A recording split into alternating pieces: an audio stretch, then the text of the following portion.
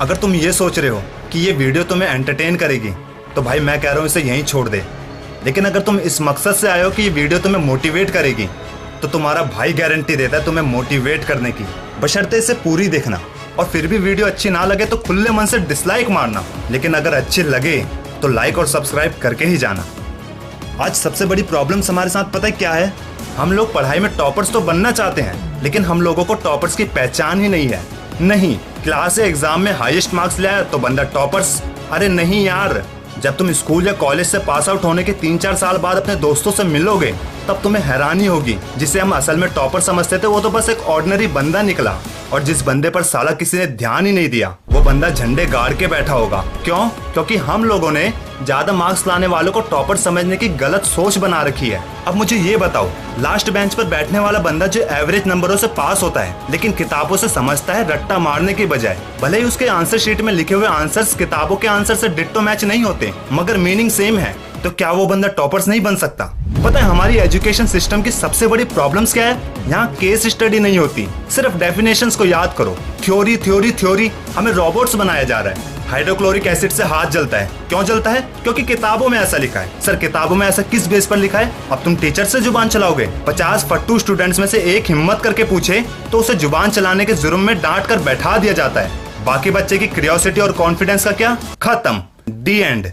और एक फर्स्ट आने वाले स्टूडेंट से आंसर पूछने पर उसका डिट्टो सेम किताब वाला आंसर देने पर उसे शाबाशी दी जाती है। क्यों, कब, कैसे पूछने वाले को तो लोग बस फुद्दू या डम ही समझते हैं। पर मैं कह रहा हूँ तुम किसी के फुद्दू समझने से क्यों, कब, कैसे सवाल पूछना बंद मत करना, क्योंकि ये छोटे छोटे क्वेश्चन ही तुम्हें कामयाबी तक ले जाएंगे। और मैं अपनी हर स्टडी मोटिवेशनल वीडियो में कहता हूँ क्लास या कॉलेज के मार्क्स से तुम्हारा फ्यूचर डिसाइड नहीं होगा। बाहर की दुनिया बहुत बड़ी है भाई, वहाँ तुम्हारी काबिलियत और तुम्हारा अनुभव जज करेंगे।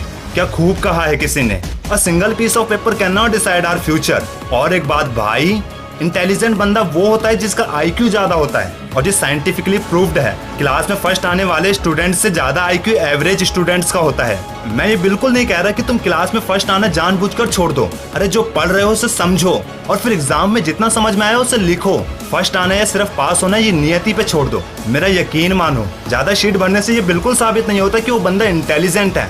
जो कम शब्दों में सही बात लिखता है वो होता है इंटेलिजेंट। पढ़ाई का असली मतलब क्या होता है? लर्निंग, वो लर्निंग जो सिखाए कहीं से भी, सिर्फ किताबों से जरूरी नहीं। शायद यही कारण था कि बिल गेट्स और एलोन मस्क जैसे ड्रॉप आउट आज सक्सेस है, क्योंकि उन्होंने कॉलेज छोड़ा, पढ़ाई नहीं। अरे जितनी हमारी अब तक की किताबें नहीं होंगी उनसे बड़ी तो उनकी लाइब्रेरी होती है।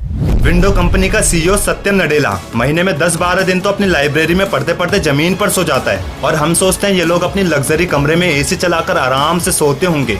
एक बात बोलूं, भले ही सुनने में थोड़ी कड़वी लगे पर याद रखना, आज अमीर और अमीर इसलिए नहीं हो रहा क्योंकि उनकी किस्मत के ताले खुल गए या फिर उन पर लक्ष्मी मेहरबान है। वो अमीर इसलिए हो रहे हैं क्योंकि वो अपने काम की स्पीड दुगनी करते जा रहे हैं, और हम गरीब लोग टूटकर बिखरे हुए हैं। अमीर वर्सेस गरीब के अंतर में बहुत जल्दी मैं एक वीडियो बनाऊंगा, लेकिन इस वीडियो के अंत में बस इतना ही कहूंगा, जब जब तुम पढ़ने की सोचोगे तुम्हें हर बार अपने मन पर बेरहमी से अत्याचार करना होगा, क्योंकि इतिहास साक्षी है पढ़ाई और मन की एक साथ आपस में कभी नहीं बनी। तुम्हें इनमें से किसी एक को चुनना होता है। यही चुनाव हमें टॉपर्स और फेलियर्स बनाते हैं, और जबकि हम ये अच्छे से जानते हैं कि इन दोनों में से कौन सी चीज हमारे लिए फायदेमंद है। पर मन पे काबू पाना इतना आसान है क्या?